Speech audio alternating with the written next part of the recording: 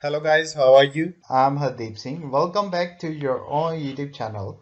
IELTS updates and recent exams. For more updates related to recent IELTS exam writing test topics, listening, reading, practice test, and speaking, you got guesswork. Please, guys, participate in everyday listening and reading practice test to achieve your desired band score in your actual IELTS exam. Please hit the like and subscribe button. Press the bell icon for the upcoming notifications. Don't forget like, subscribe and share my YouTube channel and my Facebook page, IELTS updates and recent exams. Part 1. You will listen to a conversation between a tourist named John and his guide during their trip. Listen to it and answer questions 1 to 10.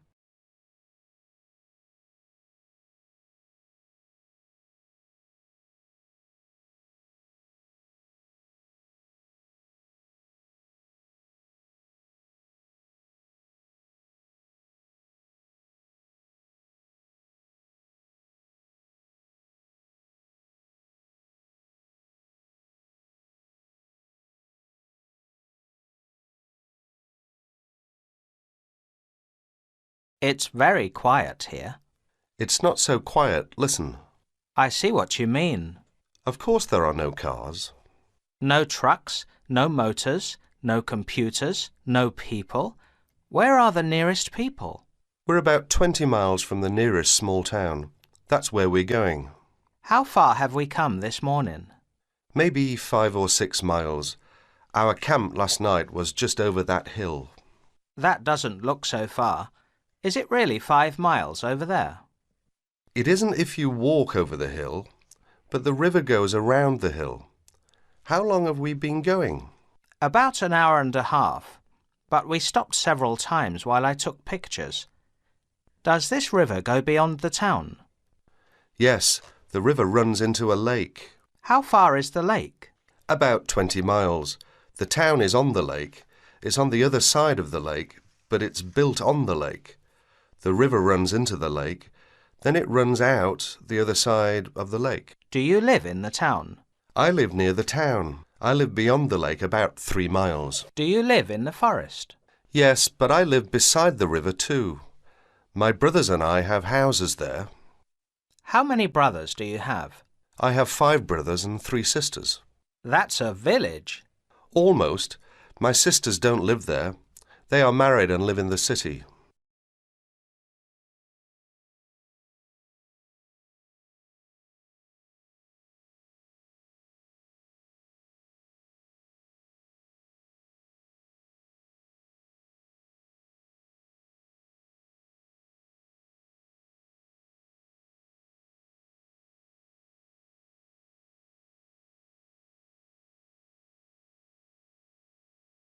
What work do your brothers do?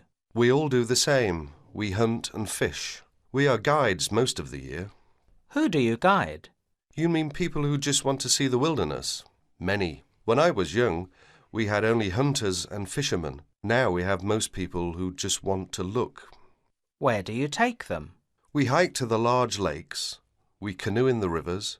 Many people like to visit the waterfalls in the area. We have 6 large falls. Where are they? Not too far. One is near where we camped last night. It's the other way up the river. Can we see some of the falls? Tomorrow, there is one after the town, down the river about 10 miles. We'll see that one. It's on a stream that runs into the river beyond the town. It's very peaceful here. Do you ever get bored? No, I don't. Some people do. I get bored in cities. I used to work in the city. I didn't like it. I came back here. Was this your home? I mean, is this where you were born? No, I was born in the city. I went to school there. My father was like me. He didn't like the city. When my brothers all finished school, the family moved here, beside the lake. My father never went to the city again. What about your mother? Was she bored? We're Indians, you know. She had a lot of friends here. There are a lot of Indians living around here. Across the ridge is an Indian town. My mother likes to go to the city to see her daughters, but she likes it here in the forest. How far is the Indian town? Walking over the ridge, maybe 10 or 12 miles, but we can drive from the lake. How long does it take to drive? Just a few minutes. It's a good road. Can we go there? Why? There's nothing there. I would like to talk to the people. That's what I do. I talk to people and write stories about them. We can go if you want. I would like to. Most people want to see mountains, rivers, trees, wild animals. I like those things too. There's a small river around the next bend. It comes from the mountain. How far is that? Only a mile or so. Are you hungry? We could have lunch there. We didn't bring any lunch. I thought we were going to have lunch in town. We could catch some fish and cook them. It's a good place to fish. That sounds wonderful. It's a beautiful spot. Look up there. Can you see that brown rock above the trees? Yes, it's so beautiful. Can you see a stream in the sun beside the rock? Yes, it looks very, very small from here. It's not very big. That's the beginning of the small river we are going to. It comes down the mountains into the river. It looks very far away. It is. Have you been up there? Of course. Look ahead. You can see the river now. What a beautiful place. Let's definitely stop here to fish for our lunch. Do you enjoy this? I love it. I thought you liked people. I do, but I like being outdoors. I like the mountain, the river, the forest. It's perfect. Do you like what you do? Yes, it's not really work. What do you mean? I do it without pay. It's what I do in my free time. I live outdoors. I fish, I hunt, I go down the river in my canoe. Thanks for a wonderful week. That is the end of part 1. You now have half a minute to check your answers.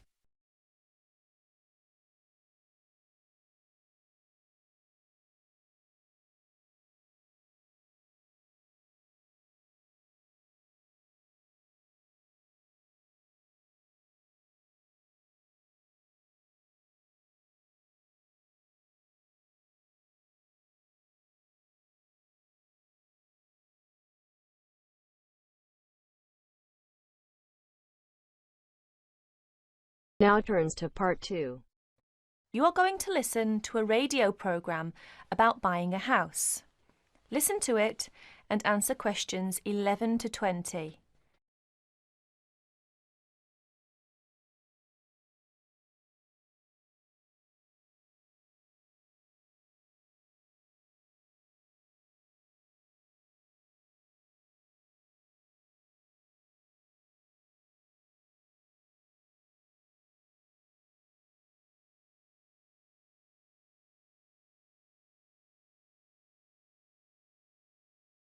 Good afternoon, listeners. Today, I'd like to welcome Edward Fox, who is going to talk to us today about buying a house. Edward. Thank you, Eunice. For most people, at least, buying a house is a major life event, and probably the single most expensive item you are ever likely to buy. It is also a place that you can make your home. Therefore, thinking carefully before you make a purchase is of the utmost importance. One of the most important things to consider before buying any property is the location, because remember, it is where you plan to spend a large part of your life, or indeed the rest of your life in some circumstances. Therefore, consider the type of life you enjoy leading. Are you a very sociable person who enjoys nightclubs and discos? If so, then you may wish to consider something close to the city, or indeed in a city where it is convenient for all types of nightlife. On the other hand, if, like me, you prefer a quieter life, then you may want to consider something away from the city. However, do remember that proximity to your place of work is also important. Indeed, we spend most of our life at work, and you don't want to have to spend 2 or more hours every day travelling to work now, do you? Therefore, transport is the utmost importance. City suburbs, however, are often conveniently located for commuting to work, All for shopping. without being in the heart of a busy city. You may, however, think that a house in the suburbs would be far too expensive. Yet houses located in cities can often exceed the price of suburban houses. So check out the prices. You may be surprised. Family is another important consideration. You may prefer a house that is away from a busy street or main road. And of course, Remember that children have to attend school. Is there a good school in the area, or would your children have to travel a long distance to get to school? Therefore, if you have children, or you plan to have children, location is a very important factor. And of course, remember that a family influences the size of the property.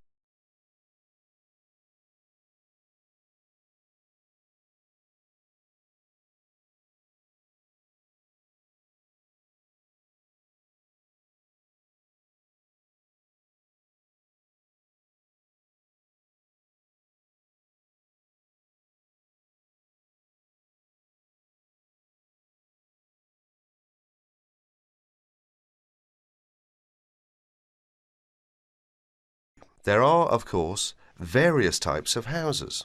There are detached houses which stand alone and are not joined by to another building. Then there are semi-detached houses, which, incidentally, are the most common, and for good reason, because they are less expensive than detached houses. This is because they are, in fact, two houses joined together, and therefore take up less space. And finally, there are townhouses, which are many houses joined together to form a long row. But don't think that townhouses are less expensive than semi-detached houses. They rarely are. This is because they are usually built in cities where the prices of property is very expensive indeed. The age of property is another consideration.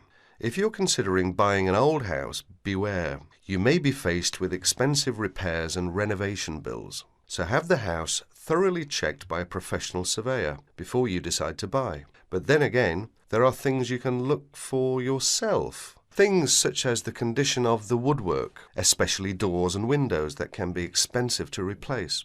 More importantly, make sure all the fixtures and fittings, things such as cupboards, sinks, taps, bathtubs, are all in good working order, because replacing kitchens and bathrooms can be a very costly business.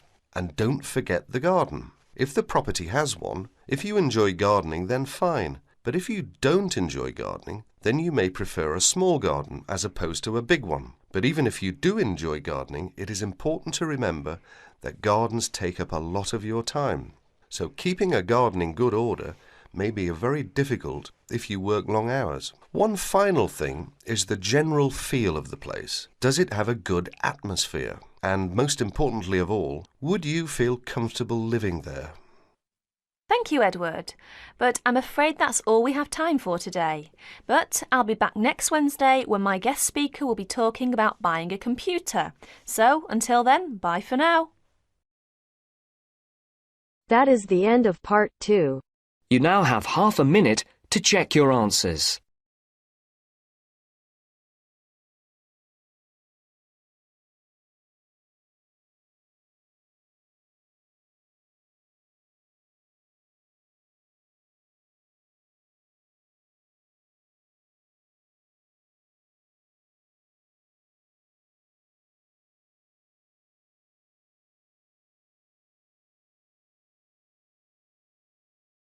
Now turns to part 3. We'll hear a conversation between Mrs. Lamb, a member of the staff in a large hospital, and Andrew, who is a student in the nursing school. Mrs. Lamb is explaining the rules about visiting hours in the hospital. First, you have some time to look at questions 21 to 24.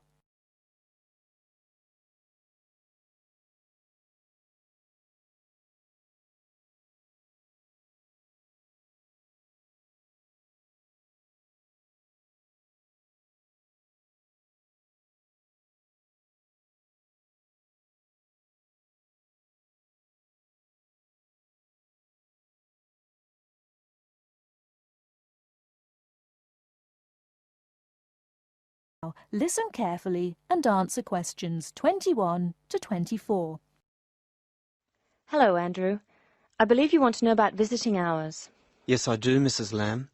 I have to fill this form out, and I'd like to have some idea why the different parts of the hospital have different times for visiting.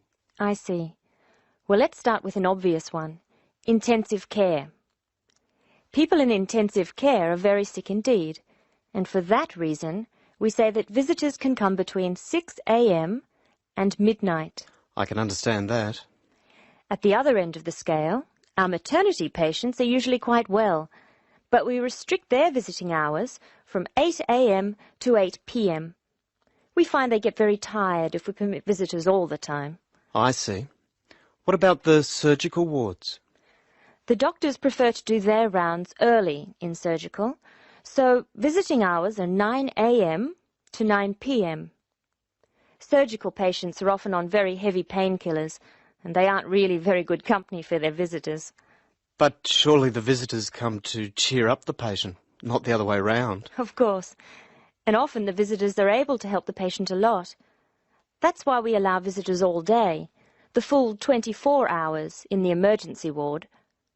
They help comfort the patient while they're waiting to be diagnosed. Of course, it's not just everyone who can visit a sick patient. People in intensive care can only be visited by their immediate family.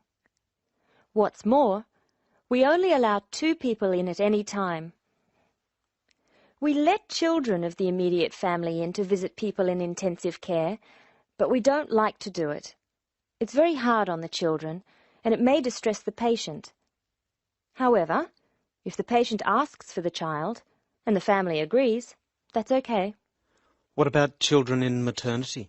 Of course we let them in. They're very pleased to see their mothers. The rule in maternity is everyone may visit, up to 6 people at a time. The maternity ward is quite sociable after all. The surgical ward must be different. It is indeed. We don't allow children in the surgical ward because of the danger of infection. And as you know, we restrict the hours. There are a lot of procedures which must be carried out on surgical patients, and we only let 2 visitors come in at a time. And in emergency, people are allowed to visit all the time? Oh yes, we rely on patients' relatives to be there for them, and we permit everyone to visit the emergency department at all hours. However, we restrict it to 3 visitors for each patient. Otherwise, the room just gets totally crowded. Before you hear the rest of the talk, you have some time to look at questions 25 to 30.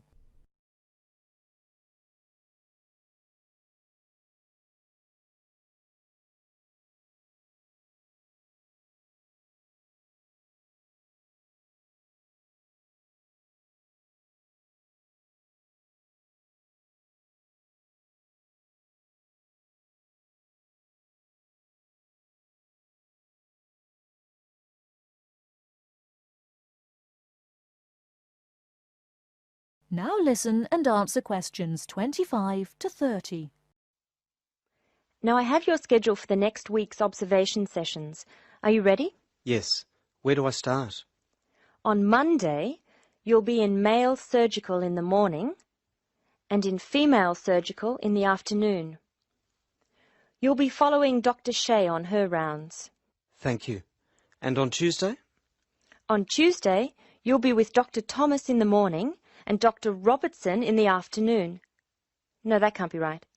You're with Dr. Thomas in the afternoon and Dr. Robertson in the morning. Do I ever get to see Dr. Kim? Yes, you'll be with Dr. Kim on Thursday and Friday. She'll take you through the children's ward and through our new teenage ward for 12 to 15-year-olds. Great. I've read a lot about that new ward. Will I see the schoolroom? Maybe another time. And what will I do on Wednesday? On Wednesday, you'll join the other students for lectures. You'll be in the Redmore lecture room between 8 and 10 a.m. and later between 2 and 3 p.m. Thank you. Do you know how big my class is? The intake this term is 200 first-year students. I'm pleased to say about 1/3 are men, which is good. Nursing used to be an almost entirely female occupation. I know. My father trained as a nurse, and he was considered very unusual. Is he still working as a nurse? Yes, he's working in a hospital in the country. I guess I just wanted to follow his example. That is the end of part 3. You now have half a minute to check your answers.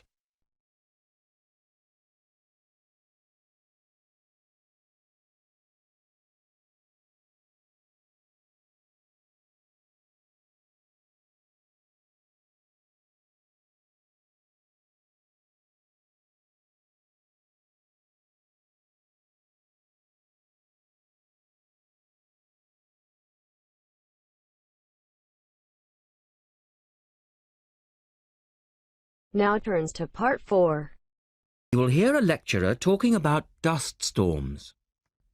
First, you have some time to look at questions 31 to 40.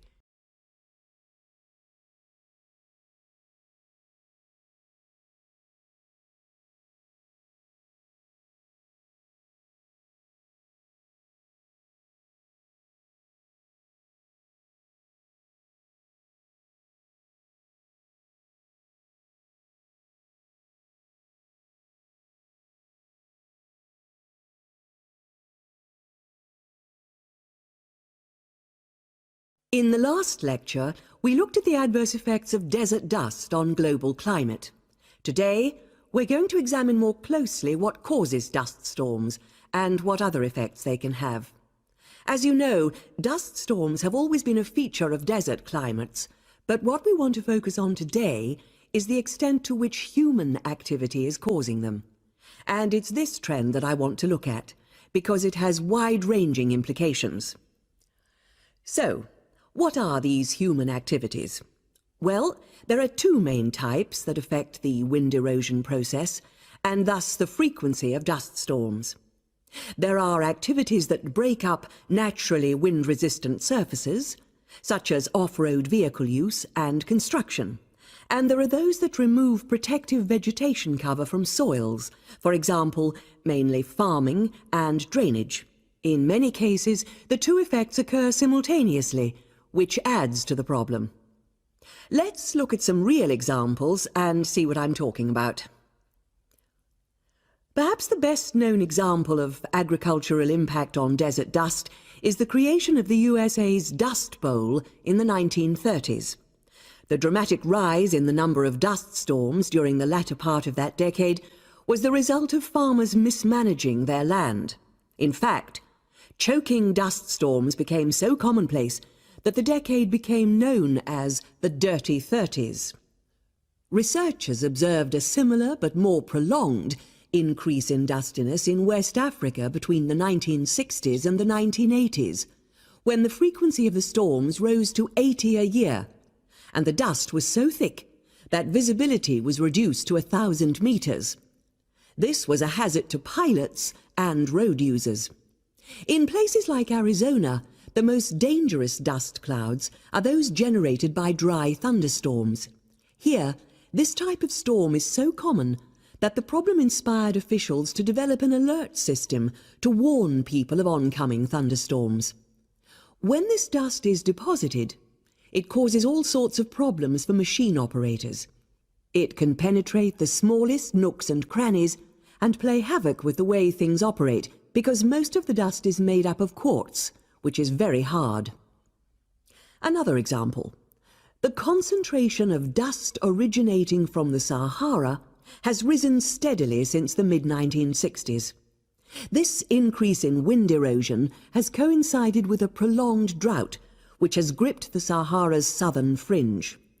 Drought is commonly associated with an increase in dust-raising activity, but it's actually caused by low rainfall, which results in vegetation dying off. One of the foremost examples of modern human-induced environmental degradation is the drying up of the Aral Sea in Central Asia.